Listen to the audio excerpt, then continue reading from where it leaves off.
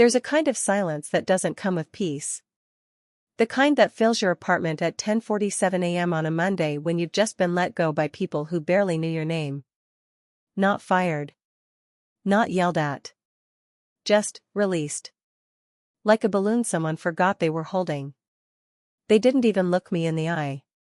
Just a short meeting, a generic apology, and a box of my things. Dorian, my boss, handed me the envelope like it burned to touch. Budget cuts, he said, as if the words weren't going to rip the floor from under me. The walk home felt like a dream I couldn't wake up from. Not the good kind. One of those where your feet don't touch the ground and nothing makes sense. I lived above a bakery on a street that used to belong to people like me. Now everything was matcha lattes, $4 croissants, and neighbors who didn't say hi. Rent was due in 4 days. My bank app wouldn't stop blinking red. My fridge held a jar of mustard, 2 eggs, and some takeout soy sauce packets. That was it. I didn't want to call Avi. But I did. I always do. Even when I know better. He picked up on the second ring. Said my name like I was interrupting something. Hey, what's up? Not what's wrong. Not how you are. Just, what's up? I told him. About the job. The rent. The way my hands were shaking. He sighed. Babe, you always figure stuff out. You're good at bouncing back. You've got this. That's not comfortable. That's deflection wearing a hoodie. I just thought maybe. I didn't finish the sentence. Didn't have to. I knew what he heard. I wanted help. Money. A gesture. Something. He didn't yell. He didn't hang up. He just said, I mean, you're the one who always says you don't need anybody. And that was it. A reminder that independence has a price, and sometimes that price is drowning quietly while someone watches from the shore. Question for you, is there ever a moment when being strong just turns into being alone? And if the person you love doesn't show up when you're at your lowest, were they ever really there at all? Let me know in the comments. Be honest. I'm not the only one who's been here, right?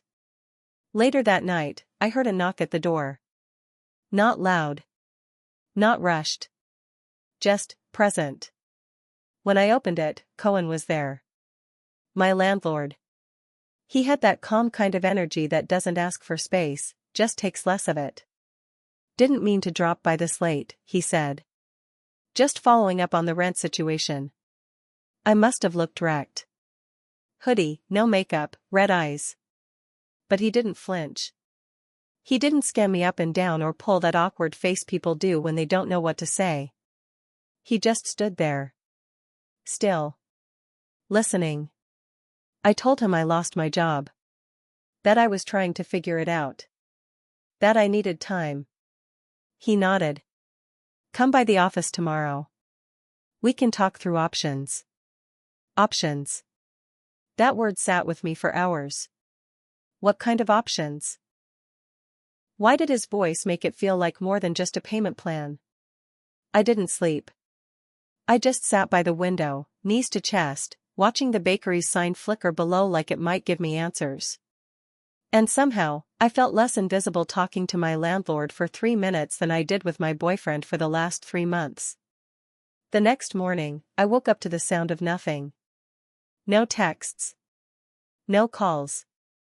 No apology from Avi. No job interview callbacks. Just silence. It's funny how loud that can get when you're already unraveling.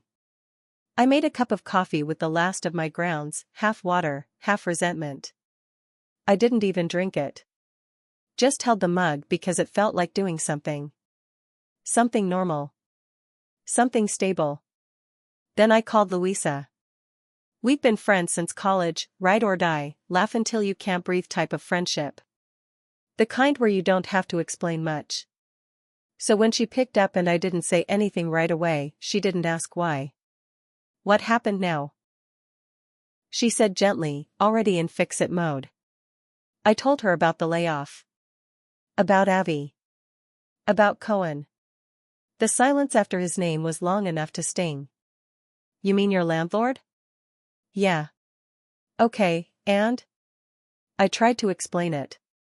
That he wasn't doing anything. That he just looked at me like I was real. Not broken. Not someone to be pitied or lectured. Just someone worth hearing out. Luisa's voice went sharp in that way only best friends can get without sounding cruel.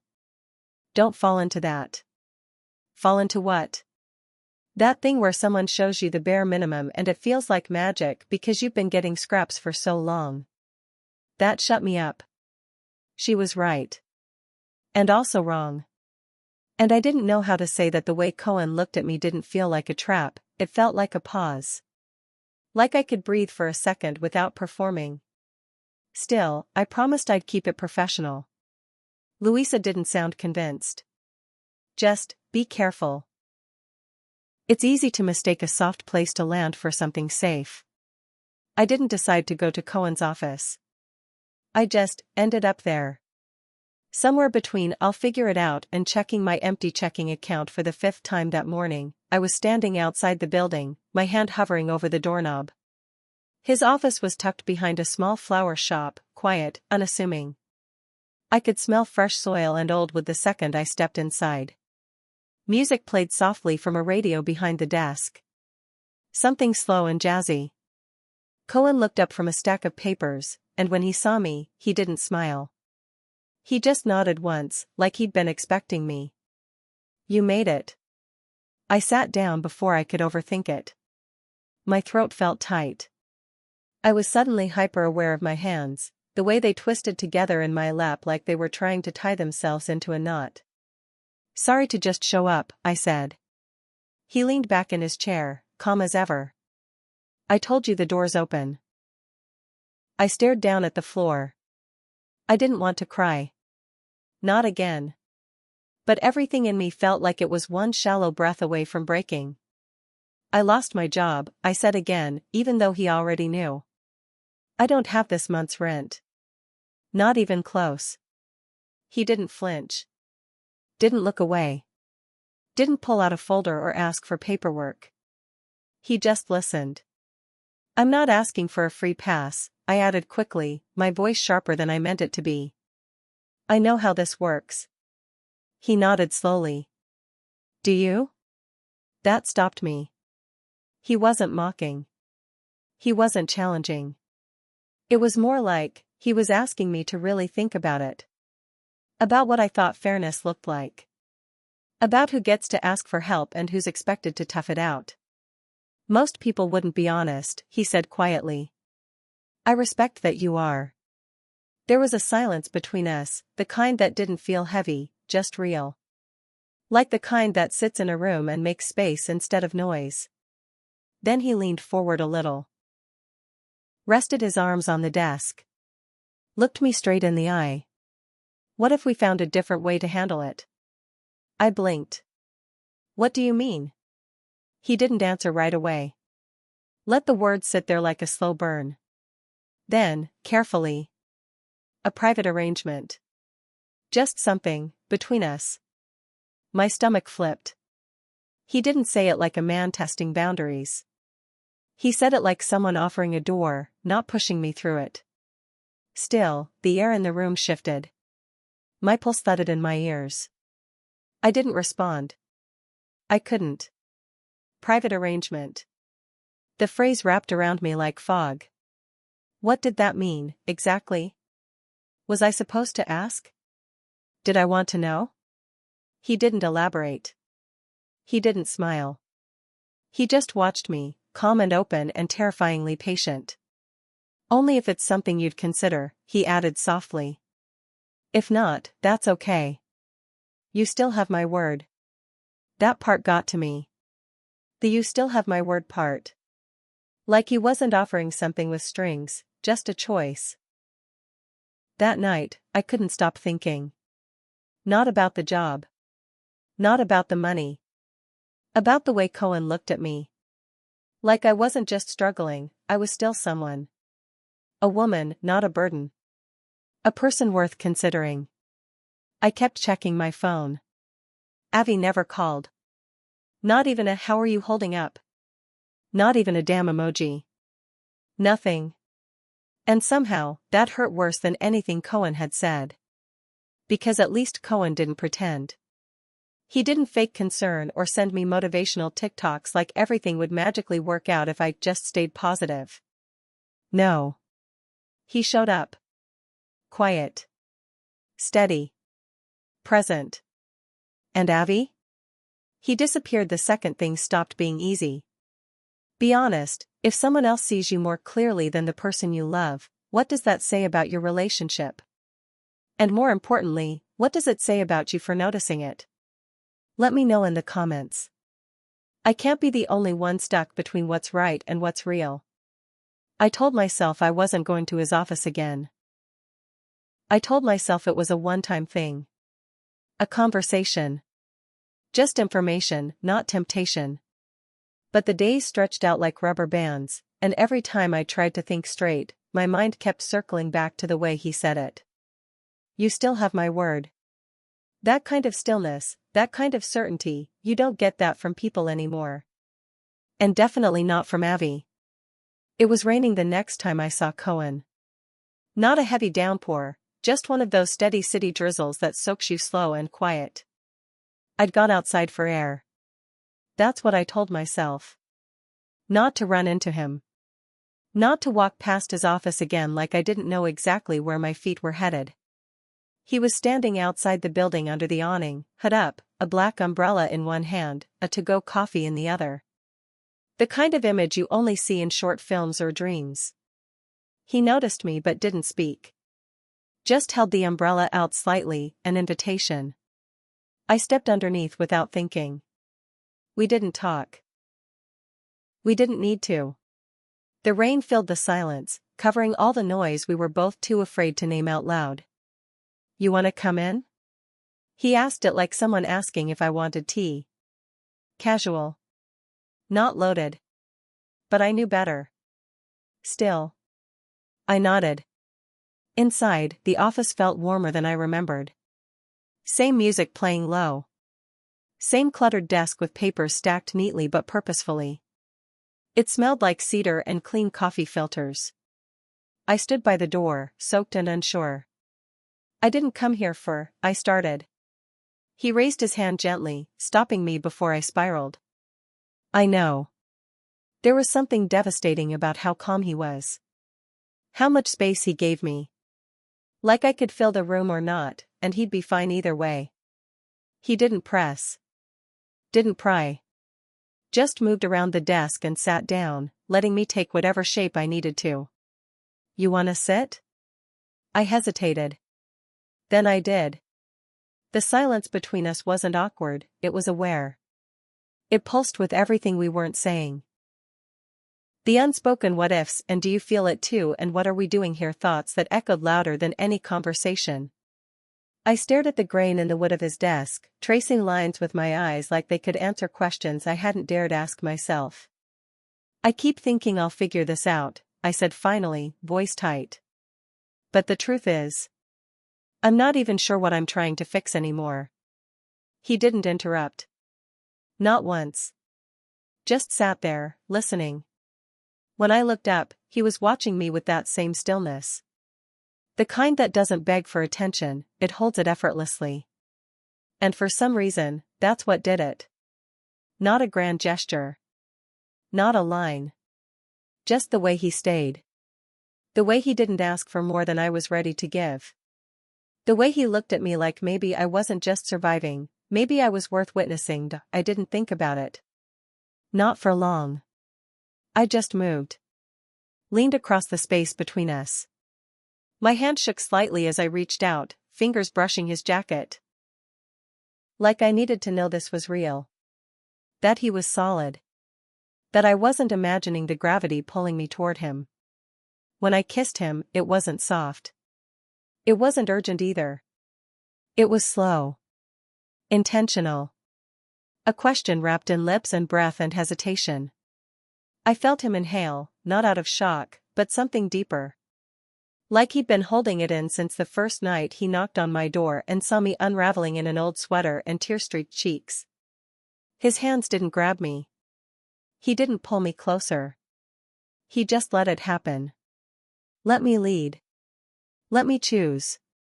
When I pulled away, my heart was thudding loud in my ears. I didn't look at him. Couldn't. I was afraid of what I might see. Regret? Pity? But he didn't say anything. And neither did I. I stood slowly, legs shaky, palms clammy.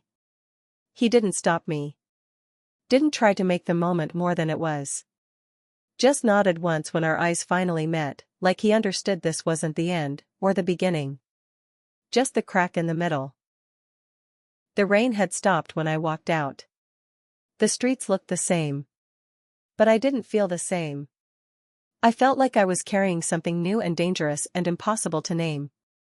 I didn't call Louisa. Didn't text Avi. I just went home.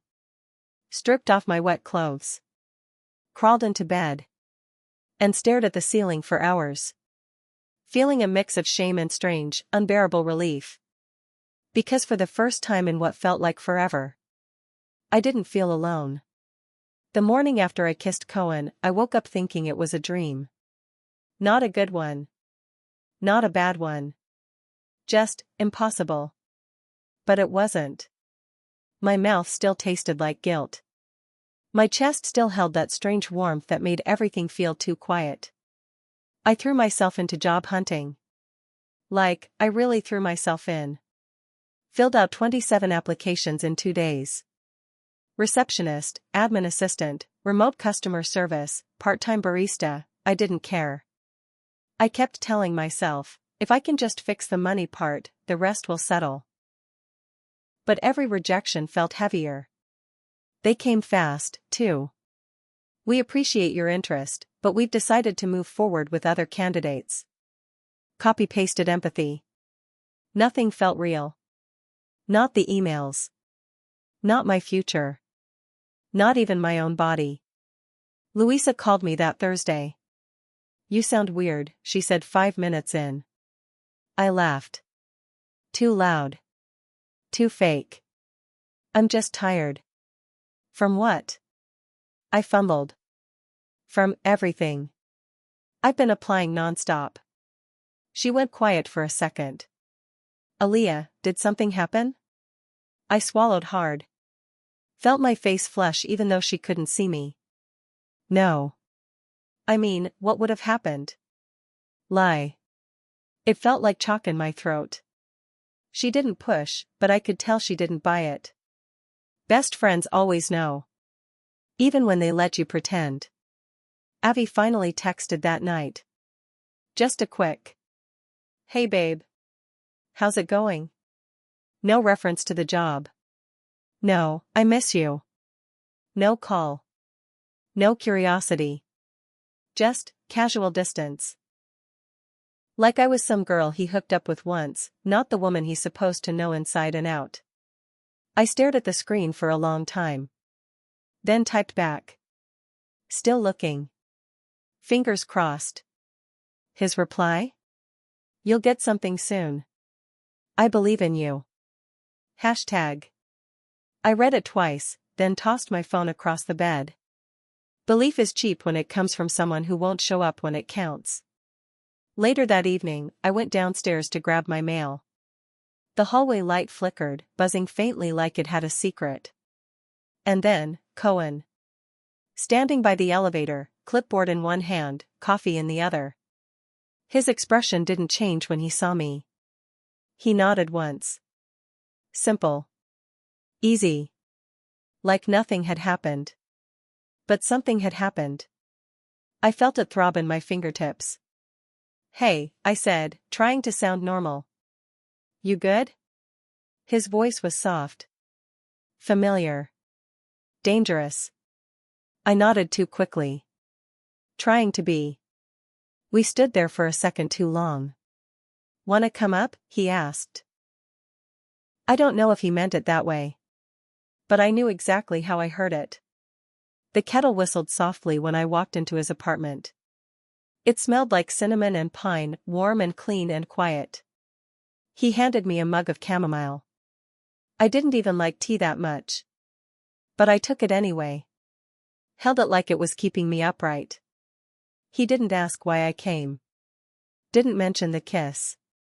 Didn't ask for more. And that's why I gave it to him. I set the mug down on his counter. Walked across the room without speaking. And kissed him again. Slower this time. No hesitation.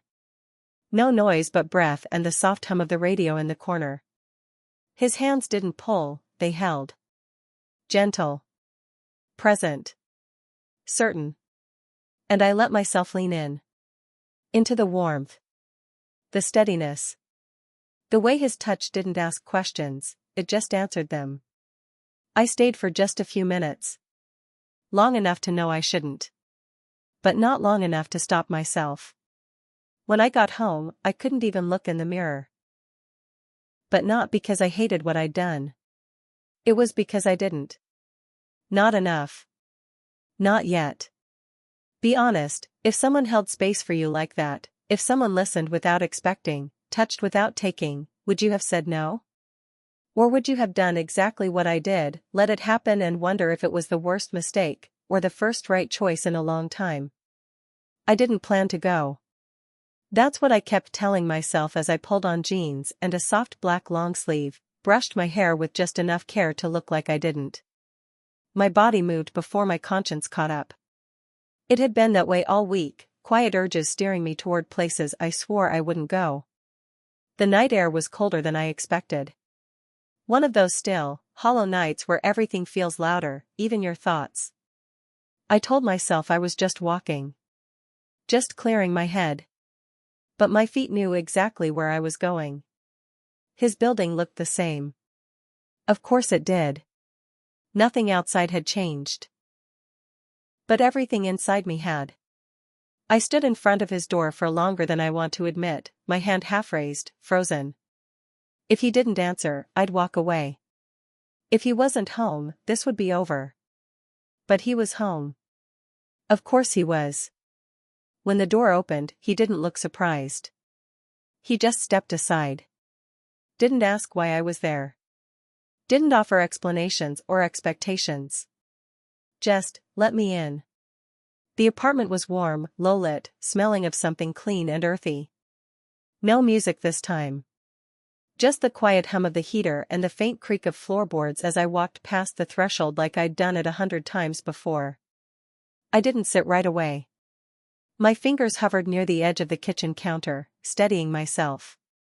I didn't mean to just show up, I said finally, the words dry and small. Cohen didn't flinch. You don't need a reason. That hit harder than I expected. Because Avi always needed a reason. For everything. The reason I felt sad. A reason I didn't want to go out. A reason I wasn't okay. Here, I didn't have to explain. I could just be. We sat in the living room, 2 mugs between us. I barely drank mine. We didn't talk much. Just sat. Existed in the same space. And somehow, it felt like the first time all week I could breathe. The silence wasn't thick with tension, it was something else. Permission. He looked at me like I was whole, even in my wreckage. Like the ruin didn't scare him. Like maybe he saw his own reflection in it. Do you want this? Are you ready? Yes. Yes. Yes. It wasn't a storm. It wasn't chaos. It was something deeper. Like standing in the eye of it, the calm center where everything finally goes quiet. No one had touched me like that in a long time. Not like I was fragile, but like I mattered. Like I was real. Afterwards, we didn't talk much. He offered me the bed. I took the couch. Not because I was ashamed, but because I didn't know what I'd wake up feeling, and I needed the space to figure it out. I lay there staring at the ceiling, the dim glow from the hallway stretching long shadows across the wall. My fingers curled into the blanket. My mind was 1,000 conversations deep. I didn't regret it. Not in the way I expected. What I felt wasn't guilt. Not really. It was relief. But also confusion. Because now there was before and after. And I had no idea how to walk back into my life like nothing happened. The morning came too early. Light creeped through the blinds, pale and indifferent. Cohen had already left the room. I heard the soft clink of dishes in the kitchen. The smell of coffee. I didn't say much as I pulled on my jacket. Didn't look at him when I left. Because part of me was still standing there, in that quiet moment where something broke open, and I wasn't ready to close it again. Have you ever done something you swore you wouldn't, and then realized it didn't break you? That it made you feel more like yourself than you've felt in months? I'm not asking for judgment. Just honesty. Because I think sometimes we confuse shame for truth, and they're not always the same thing. I thought there would be fireworks afterward. Or a breakdown. Something dramatic, guilt flooding in, conscience screaming, some kind of emotional slap across the face. But there wasn't. The day after I left Cohen's apartment, everything looked the same. Same broken toaster on my counter. Same red numbers on my banking app. Same sag in the couch cushion where I always sat. But I wasn't the same. Something inside me had shifted. Subtle, but real. And somehow that was scarier than regret. Avi finally called that afternoon. Not to check in. Not even to talk. Just to touch base. That's what he called it. Hey, he said. Just figured I should hear your voice. Now I miss you. Not how are you holding up? Just, logistics, like I was at a meeting he'd almost forgotten to reschedule. I didn't say much. I couldn't. He filled the silence with stories from work, a new client, some frustrating Zoom calls. I said MHM in all the right places, and it felt like I was watching myself from across the room. Like I was playing the role of Avi's girlfriend, even though I didn't believe my own performance anymore. At one point, he asked. Still job hunting? I almost laughed. Yeah, I said. Still trying. He didn't offer help. Or time. Or even encouragement. Just replied with, you'll get there. You always do. That line again. The line that used to feel like love. Now it just felt like dismissal dressed up as faith. I hung up before I could say something cruel. Before I asked him the question clawing at my chest. Do you even see me anymore? But I already knew the answer. Because Avi hadn't seen me in months. Not when I cried over bills I couldn't pay. Not when I stopped talking mid-sentence and he didn't notice. Not when I lost my job and reached out with shaking hands, hoping for a hand to hold, and got a shrug instead. He stopped showing up long before I ever walked into Cohen's apartment. I just didn't want to see it until now. That night, I didn't do much. I reheated leftover rice. Sat on the floor because the couch felt too crowded with invisible things. I didn't text Cohen. I didn't plan to. But I thought about him, a lot. The quiet way he looked at me. The stillness in his presence. How he never once asked me to be anyone but who I was in that exact moment. How terrifyingly safe that felt. My phone buzzed close to midnight. I didn't need to check it to know. It was him. Hope you're okay. That's it. Just that. 7 words that undid something I didn't even know I'd been holding in. Because it wasn't loaded. It wasn't needy. It was simple. Intentional. Kind. And it asked nothing from me. Only offered. I stared at the message for a long time. My thumbs hovered over the screen. Backspace. Rewrite. Backspace again. What do you say to the person who made you feel seen, and made you feel something you thought you'd forgotten how to want? What do you say when you're not ready to name what you are, but you know you're not who you were? I began to type. Not a novel. Not a confession. Just the truth I could manage right then. Something small. But honestly. And this time I didn't delete it. Have you ever sent a message that felt like opening a door you weren't sure you should walk through, but you already knew you would? If you've ever stood at the edge of something you can't take back, tell me what you did next. I'll be reading. I'm still figuring out what comes after. But at least now, I'm awake.